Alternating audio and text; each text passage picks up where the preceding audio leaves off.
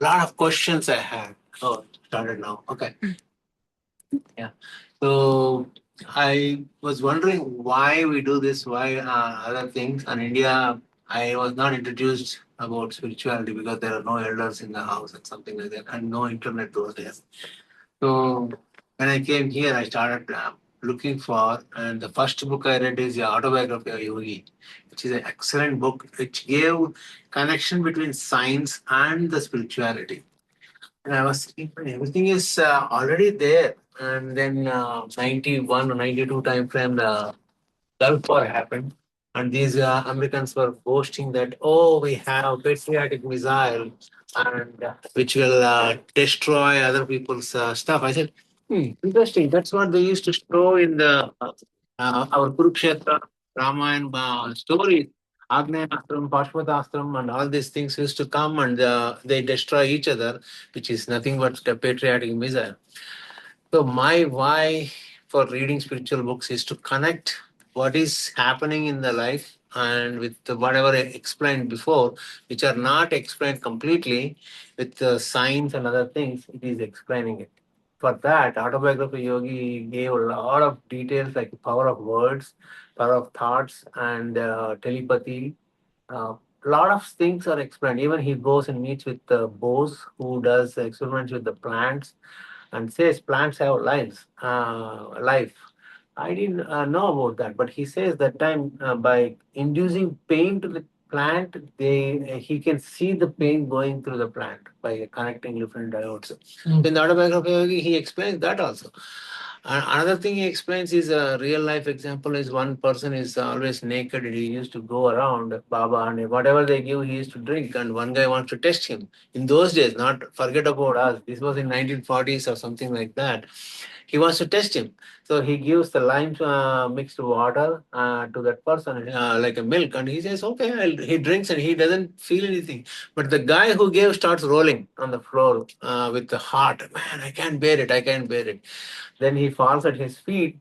Then only it will get. So he saw all of them. He sees power of words. He tells about one time he has a boil, and his sister was mocking at that, and he said, "But tomorrow you'll have bigger boil than me, and double the pain you'll have." And next day it happens, and that time his mom teaches the value of words. Never use bad words against anyone or yourself. So that is self-criticism, cut off the self-criticism. So all these things like jigsaw puzzle, they fit into it. Like a lot of times we always hear about Gajendra Moksham. Everybody knows, oh, elephant goes into the water, crocodile catches it, and then Vishnu comes and kills it. But we don't know why. We always, a lot of people think, oh, crocodile is also life, it's also animal. Why do we need to kill that? And all those questions will come. But when you look into the deeper of that, um, actual Bhagavata, which you read that, it will tell that the crocodile was a guy, Gandharva, in the previous life. And he used to have fun and enjoy life. He's a good guy. He's not like a bad guy or anything like that. But he was one time taking river bath with his wives. And to impress his wives, yeah, as usual, people, he goes underneath, under the water, and there was a Rishi doing some Sandhya Vandana or something. From the inside the water, he pulls his leg. Then the Rishi says, oh, you are getting pleasure pulling legs from inside the water. Why don't you be a crocodile? So, to fulfill his desire, or punishment, we can, some people call it as punishment, but he has a desire to pull the people from underneath it. So why don't you have it? So that's how he becomes a crocodile. Then he asks Rishi, it's my mistake, sorry, what do I need to do? Get on? He tells, you will wait, sometime later it will happen. You will get moksha from Vishnu itself and you will go back to your Gandharva Loka. That's his story. And what about Gajendra? Gajendra was a king. He was very great saint. I'm not giving the names of all the people. That Gandharva is who or some name is there. So this Gajendra was a king. He is a very dharmic king and taking care of people. Everything was there. However, he see a lot of things we don't know. Small things. One time the Rishi comes to his house, who is Durvasa. So he comes to his place. but king thought that he is doing puja or meditation, whatever it is. He doesn't need to give respect to the Rishi. That's what he thought. The Rishi says, you are acting like an elephant because your dharma is anybody comes, you need to respect them. It's not like, oh, I am doing this, I cannot, or send somebody to take care of him. Because he has awareness. If you don't have awareness, that's a different issue. But he was aware of Rishi coming. That means he's in the world. If you're in deep meditation, that's a different issue. So then Rishi says, why don't you become an elephant? We always say elephant has a thick hide. It doesn't get agitated by people or anything like that. They always tell people have a elephant hide so that you don't get moved by other people's opinions. Yes. Thick skin, yeah. So becomes an elephant. Then he asks him, how do I get out of this? Please explain, please, please. Then he says, you will get a chance and you will have Vishnu's protection. So that's why he becomes an elephant and he has lots of wives. So he was going for water. So he goes to the water. If he drank water and came out, it might be okay. But he wants to show off again to the wives. So he started throwing water into the sky and all flowers into the sky. He described Potana, Telugu in Potana, Telugu describes beautifully all that scenery about how his valor is, what is his strength and all that stuff, and how he was throwing water and everything. That time crocodile come and attacks him. So that is the fight, and then Vishnu comes. And that before that, he doesn't know whom to pray. Just like us, he doesn't know who the god is or anything like that. He says, "I don't know whether you are a man or woman. I don't know where you live. I don't know anything, but you are there. Come, protect me." And he tries to protect. Then Ala Vaikunta Purambulo, in Vaikunta, he was playing with why Lakshmi dies, and as usual, he was playing with her pallu also in his hand. So as soon as he hears, he starts walking off, and Lakshmi was holding her pallu because he has to run behind him. He describes beautifully, and then he tells Lakshmi's face was so beautiful, like a bird is trying to eat her lips because they think it's some red Tondapandu in Telugu. Yeah. So here they are thinking. Like that, all that stuff is there. But she also doesn't know where he is going, and he doesn't. He's not taking the arms like Chakram, Shankam. Doesn't tell Garuda he was going. So that's how it's described. And he comes and takes care of the crocodile and blesses this guy. But before that, I missed is he was fighting elephant. He thought he has full strength. Wow, nobody cares. This is my daughter. So he was Swashakti. He depends upon the Swashakti. He said, I can take care. So he was fighting with the crocodile. He pulls it out and the crocodile pulls it back. He pulls and crocodile pulls him back into the water. And crocodile is clever. It jumps and in between and hits his tummy and then goes down. So it becoming weaker and weaker, weaker. In our Purana, they always tell thousands of years. So they fight, and finally he realizes that, oh, there is somebody to protect him. Until then, he was thinking Swashakti. I can take care. And all the elephants' wives were on the banks. Nobody is in the water. All the banks. So I will tell you why that significance is also. Like that, they were there, and finally everything happens, and he gets his realization, and he becomes a king, and back to our moksha, whatever it is, and the crocodile also gets the moksha. So everything complete. So people think, what is the big deal out of this? What do I need to learn? So as a human being, we are like elephants. We are taking care of our life, and then only we fall in love or whatever it is, we get married. Marriage is fine. Afterwards, we'll have progeny. And then we want, like elephant wants to take the thirst, we also jump into our samsara. If you are in the samsara and take care of samsara only, fine. But we want to show off. We want to accumulate stuff. We go on and on and on. So the same thing elephant was doing. And at some time, it depends whatever time frame. Some people, we have seen other people. Personally, we are not having it, but they get some disease. What happens? All friends will come and says, anything happen, call us, and they all leave. Who will be with you? Spouse. So they are also on the side. They are not with you on the fighting the disease. And we have seen people telling that the disease is killed my appetite because of that so many things I can't eat. My same thing. The elephant is biting the stomach on and off to become weaker. At that time, they realize, oh, there is somebody, God, let me go to the temples, let all that stuff. So realize the God. So elephant is same significance. But if we control our desires, we don't need to go through all that stuff. But we get into the Maya, we go into this thing. So these are all there in the spirituality, but we are not exposed. We are not read or listened. Nowadays, it's very good. We can listen to a lot of people. When I first learned all these things is like in like 2000 time frame or something. When they told, man, there's so much. Before that, I have only experience with B.R. Chopra's Mahabharata. That is another epic, and it's like a ocean. Vyasa declares that whatever is there in the world is in the Mahabharata, and whatever is not in the Mahabharata, it's not in the world. So our science is just proving what was there before. It's not reinventing or anything like that. Our rishis already wrote tons of stuff. Like Duryodhana's birth is what? Test tube baby. Yeah, Vyasa may basically big blob of meat comes out and he divides into the 100 portions and puts it in ghee pots. Way before that, Ramayana comes. Ramayana, if you read it, you will know that Dasharatha's dead body, he was dead. He dies as soon as Rama goes. Bharata needs to come back. And Vasishtha Maharshi has a dilemma. If he tells that dad is passed away and Rama is in forest, he will directly go to forest. Bharata, he won't come here. So how do I tell it? So he says, tell him that Vasishtha asks you to come immediately. That's all he sends the thing. And in those days, in the horses, he has to go like a 2 weeks time frame after they gave him. It takes 2 weeks to go to Bharata's place from the Ayodhya to Kaikeyi on the horse. The two fastest horses they go. And they go, and there Bharata has a dream that he had some bad calamity happened to his dad and Rama. That's all he had a dream. So he is worrying. That time he goes and tells, and they Vartahari doesn't cannot give any information.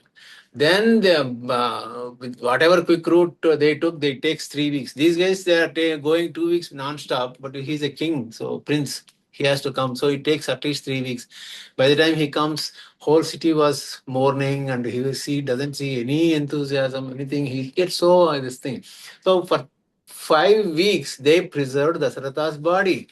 How did they do it? They have that ability to store the body in oil with the special things, all that stuff, herbs, and they stored it. We didn't know all that stuff. We think that, oh, science is preserving the body. No, our guys already know all that stuff. It's written long time back. So these are the things if we read and tell our children, our generation is at least a little bit, our means basically like 40-year-old or something like that. We listen to whatever was told and we believe it. But youngsters, 20s and 10s, they ask questions. Why? Why? Their question is always, it's a valid reason. So if we read these things, then we can tell them the what's going on. Otherwise, we will say it doesn't work with like our parents. I said so. You believe it. We believed it, but they're not. They need that this thing. The more information we can give them, the better they are, and also you can encourage the questions from them. If I don't know, I used to tell my daughters that I don't know about it, and I used to go dig and then communicate. So that gives us the humbleness, saying that oh, my dad also doesn't know some of the stuff. That's a good thing to tell them. But I know a lot of stuff. I don't know this part. So that gives balance for them. So these things, I always think of reading spiritual things like words or thoughts also takes you different path. Ramayana gives how to live as a human being. Don't think that my favorite was Chaganti. He tells, don't think that Rama is a god and he did everything.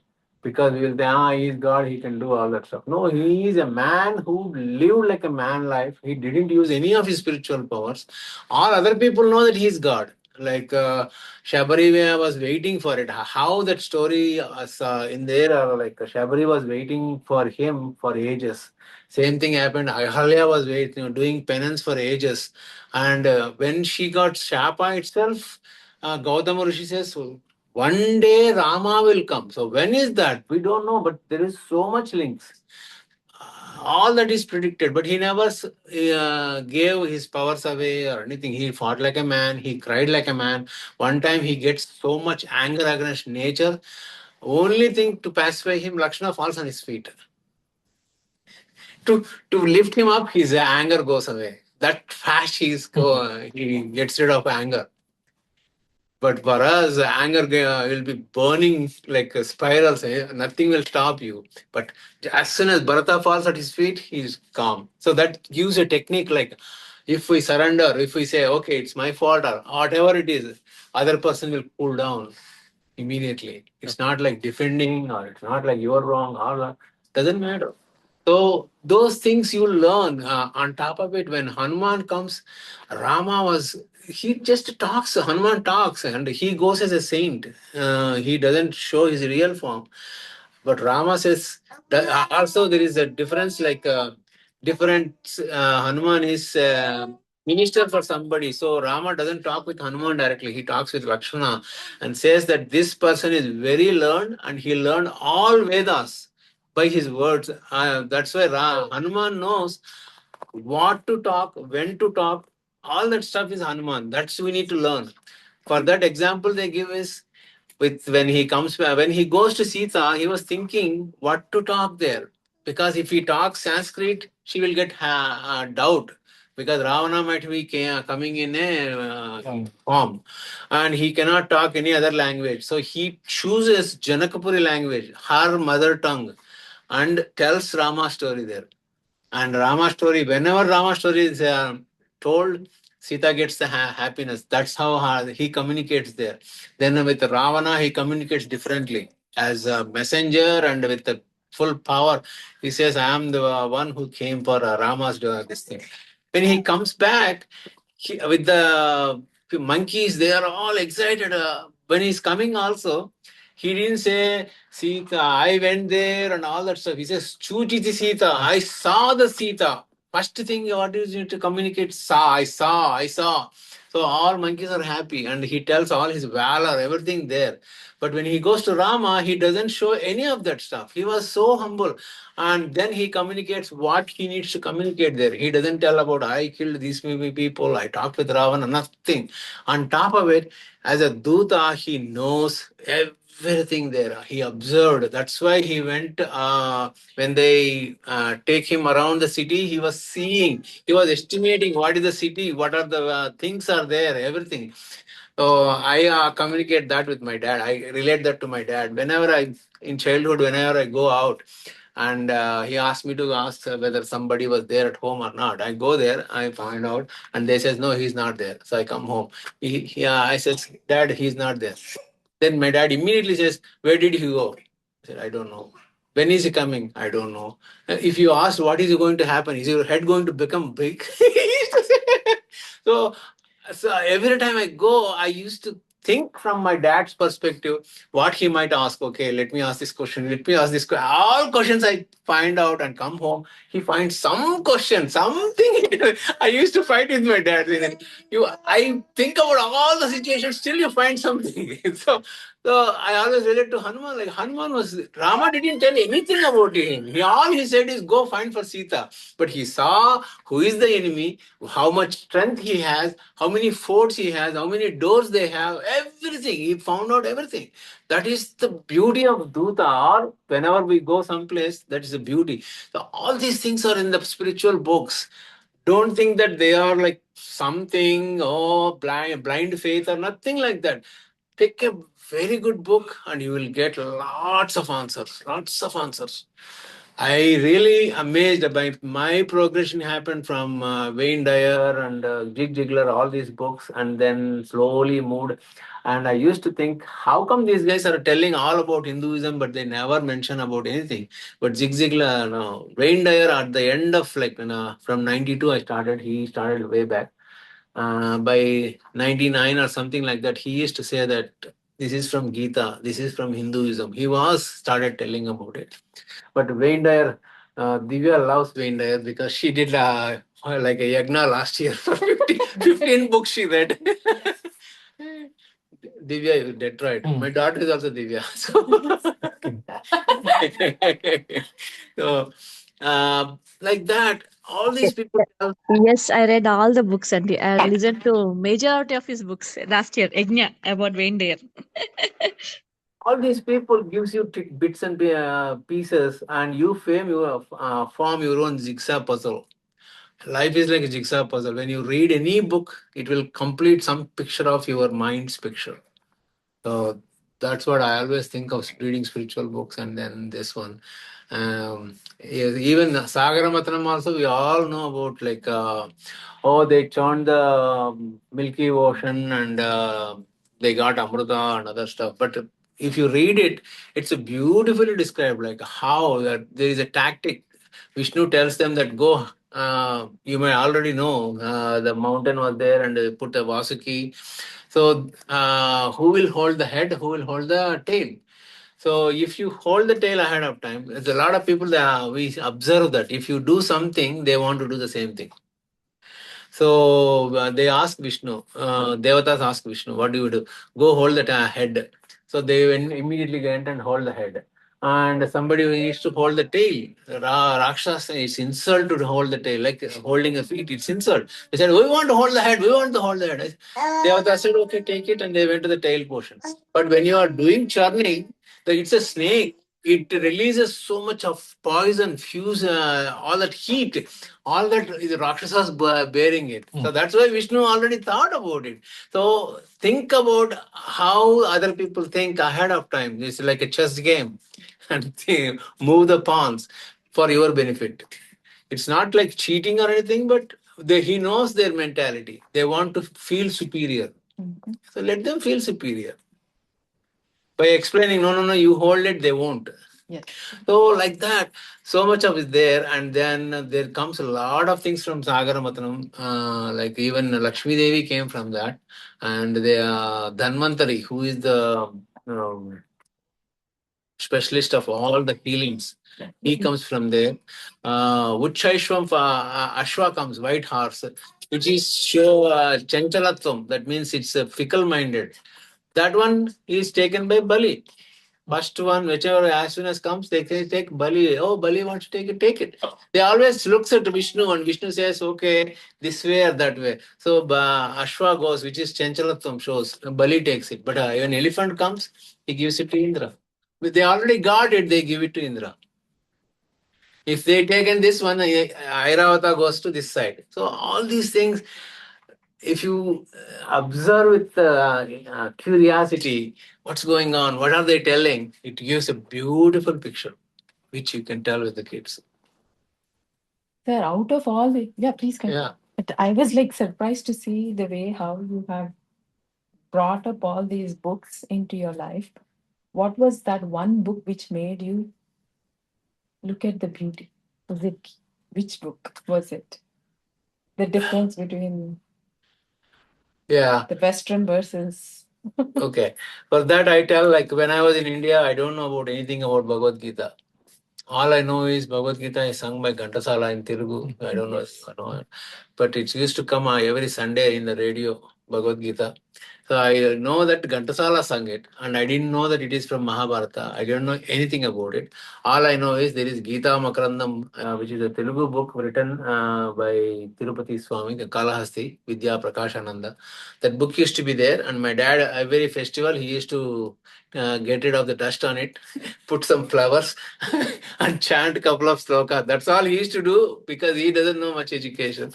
That's he does, and we used to sit there and we were waiting for whenever my father finishes it because we have to clean the puja room. And he takes shower and comes back. By the time my mom makes it, and sometimes she used to send us to get tiffin outside because puja will get delayed. So that's all I know about Bhagavad Gita. When I went to Ramakrishna Mutt, they used to sell Bhagavad Gita. I said, okay, what is this book? Let me take it. And I bought that book to US in 89, and there are not many Indians there, Auburn, Alabama. So I started reading it, but my interest used to stop at Sanskrit sloka and then the meaning. Because we are trained in our Telugu language or anything, we have to learn each word and how they are tied together and all that stuff. So I was reading and my interest used to go away, and I never went further than maybe 2, 3 slokas. But I went to one place to do meditation. His call name is Madhav Rao. It's a big room. We sat, everybody sat against the wall in a big room. And he asked me to sit for 1 hour. I didn't know much. 1 hour of meditation is tough for me. I was sitting there, and then, as usual, I was like 24, something like 24, 25. So I was thinking, how come these guys are sitting? I was just peeking all around. Everything was over. 1 hour was complete, and Madhavara opened eyes and said, Nagaraj, if you can't sit, it's okay, but don't open your eyes. I said, oh, okay. How does he know? So that I opened my eyes. Afterwards, I met there. German was there. All parts of the country, everybody's there. They were talking. Oh, I read Narada Bhakti Sutras. I read. I didn't know the name also before. That is the first time Narada Bhakti Sutras is there. And then they said Yoga Vasishtam. I said, what is that? Then somebody says Upanishad. Somebody says Vedas. I said, how come all these guys are telling that they read all the my spirituality? We call it my spirituality. And I say that Bhagavad Gita, I take oath on it if I go to the court. And I don't know anything about Bhagavad Gita. I got pissed with myself. And I was in 92 December, 92 August to December time frame in Detroit. I went to the public library and typed Bhagavad Gita. And there was a book came out, Living Gita by Swami Sachidananda. I was surprised, and I didn't know that this Sachidananda is different from Ganapati Sachidananda of Mysore. All I know is Sachidananda. I said, okay. So I went to the library and pulled out that book, and I saw there was no Sanskrit reference, all English. I said, man, this is the book I need. 18 chapters it has, everything is in English. So I started reading that one. I finished it, and I said, man, whatever Zig Ziglar, Wayne Dyer, Deepak Chopra, Dennis Whiteley, anybody, all these authors are telling everything in this book. And I never know about it. Nobody told anything about it in the school. So that book changed my view about Hinduism or Bhagavad Gita. So 18 chapters, so beautifully given in English translation. I loved it. That book, first book, I remember that one. Then the autobiography of Yogi and all that stuff came to my life. Yeah. Yeah. And one time I went to marriage in Anantapur. There was exhibition. There they were selling Ushasri Ramayana Bhagavatam Mahabharatam DVDs in 2000. So I bought them. That's the when I listened to him. Well, he is a great guy. Ushasri, when he was born, they did the horoscope, and the astrologer said this guy will sell his voice and live. So parent thought, what is it? He's going to sell his voice to live for livelihood. But he became, he graduated everything, and he became radio Akashvani. This thing, when he was telling that Ramayana during those days, whole city used to stop. That's what they told. Such a beautifully he renders Mahabharata and all that stuff. So that's the thing, selling voice. So he's selling voice. So that's when I learned about Ramayana Mahabharata. And one poet came to Seattle in 2006. My friend is a. Huh? I'm telling. So my friend is agnostic, or he doesn't believe any god or anything. He said, Nagara Telugu Pandit is coming to my place. Come over. I said, fine. I went there, and he was sitting there, and all of us sat around him on the floor. And he tell, what do I want to tell me? He said, we don't know anything. He said, okay, I will tell Ramayanamlo Dharma Sukshmalu. The secrets of Dharma Sukshmalu means essence of Ramayana, something like that. And he started telling, till today I can laugh by listening to that one. Hilariously, he mentioned all the things in Dharma, and he still gave the what is there in there, Ramayana. For almost 2.5 hours, we were sitting on the floor in America and listened to him. That time I said, I went to him and touched his feet. I said, sir, nobody is there to tell like you.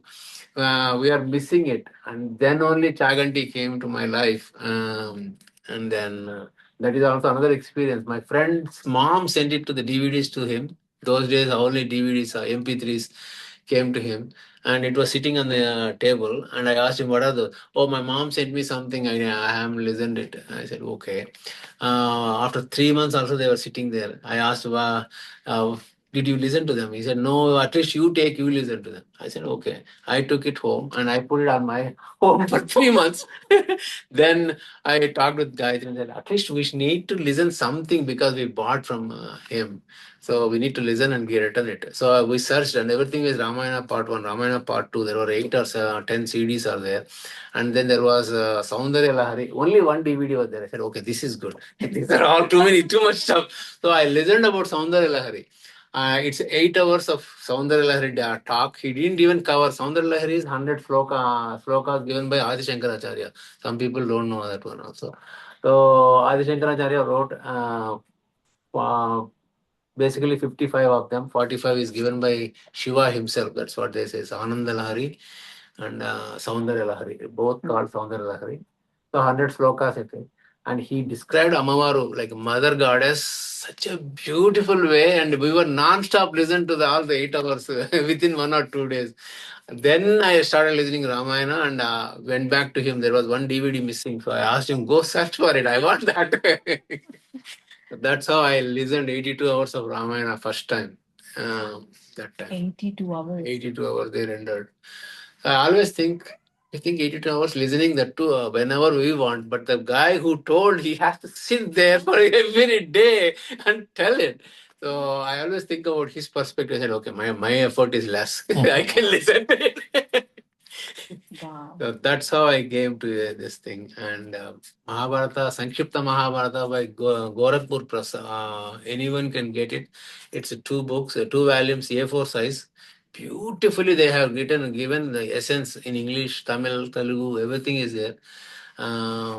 That book I was forced to read in COVID time frame because during COVID, I think maybe we were moving that time. So I went to Safeway and my friend's wife came and she said, "Sir, my sons doesn't know anything about Ramayana. Can you tell about Ramayana?" I said, "Yeah, I can tell."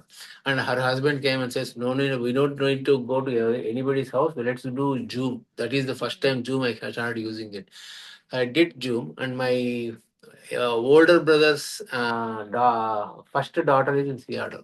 She said, "Baba, her daughter and son will also attend to the Zoom class." She was only 8 years old, but she joined. So 36 hours I read Ramayana Chaganti Koteshwara book and I had to tell them in half an hour for them to condense it, whatever I read. So it came 36 hours. I told Ramayana in English to them. And then they said, "Why don't you cover Mahabharata?" At that time only I got Sankshipta Mahabharatam from my friend's place. Every day I have to read and tell them the half an hour to 40 minutes in English every day. And that girl, actually, if she goes to the party, she used to come back and say, "Raju Tata will record it, let you play that one." So she was so following for 2 years. Everything was 96, 99 hours it came. 99 sessions, half an hour to 45 minutes. So Mahabharata, I didn't cover knowledge or anything apart, but Mahabharata stories wise, I told them. So that's how I Mahabharata, Ramayana, and then Bhagavata also I covered to them. That's where I stopped. Then I moved to Dallas and stopped. Yeah, yeah. And this part I didn't even know, sir. You said little bit about Yogananda, but I was surprised that your whole book wisdom started with Bhagavad Gita, Ramayana, everything. Wow. Because the way you speak about all the new authors, the Western authors, I'm like, sir knows about this part. I didn't know that this. No. Oh, when I came, I didn't. Another experience is M.S. Ramarao's Sundarakanda. He came to my own hometown in 2000, no, 96, no, 86. 86 time frame he came and he was singing in one public place. My dad said, "No, go. He's telling Ramayana. You go and listen." I went there. I sat there for 15 minutes and came back home. My dad asked, "Why did you come home so early?" "Oh, every time in Telugu, every time he's saying Sri Hanuman Gurudevulu, that means nothing else he's telling." So that's the only experience I had. But when I came to US, somebody gave me that track and I listened to it. Then I said, man, it's just so sweet. So we realize what is missing, not when it is available. It's so sweet. Even MS Subbulakshmi, same thing, is so sweet. So from there I started. That is going on singing and other stuff. And this thing, Western authors came, and then I moved to Bhagavad Gita. Then like that. Yeah. Awesome, sir. Yeah. That's how. Thank you so much, sir. Wonderful. What is that one thing which you want to tell us how to Start reading. start reading? Pick any book. If you want any guidance or you share your interest with me, I can tell you what book might help you, what book might keep your attention. But read books, or nowadays it's listening. Yes. You can listen to any books, audios, and then yeah. That's another thing. From my in my early phase, I listen to audios on the car. Wherever I go, I used to listen. That's how I covered 82 hours of Ramayana or Bhagavata or walking. Listen to it. So that will imbibe listening or reading skills into you, and by reading is which is expanding your mind. A lot of times we are stuck with the TV, but reading or this thing will help. Thank you.